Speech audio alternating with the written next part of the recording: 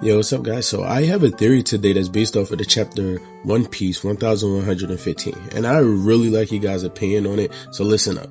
So Vegapunk in the chapter, he talks about two ideologies, and a lot of people have been given a lot of speculation on what it is, but I think the most important thing is to look up what an ideology is. An ideology is just an idea or a system of ideas that's specifically included to the economy or pretty much the politics or the political standpoint of an environment.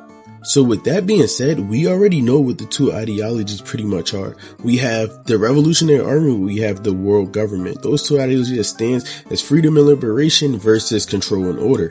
Now, people may ask, why is this important? It is very important when we look deep into the details. Like, for example, the Gorosei each have a name that is I wouldn't say a name, but a title that is represented by some sort of liberation. So I have the list of the agricultures that each one represents, and I'm going to read them off. The first one is Saint Jupiter. His is agriculture. Then we have Nojuro. His is finance. Then we have workery, justice. We have environment, which is Mars. And then we have Saturn, which is science and defense. Are you guys following along? Because it could get a little tricky, but those are just different ideologies, but it's nothing compared to the ones that I said earlier, which is freedom and liberation versus control and order.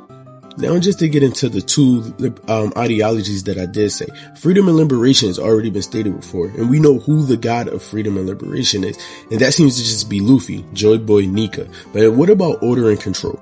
I mean, we can only think of one person that fits that ideology of order and control, and that is Emu, and that's because Emu sits at the highest throne or the highest chair of the 20 kingdoms. If we think back to that chapter in the Reverie arc, or pretty much when they had that big meeting, the 5 elders bowed down to Emu. It was the first time we actually got to see Emu sit in the throne.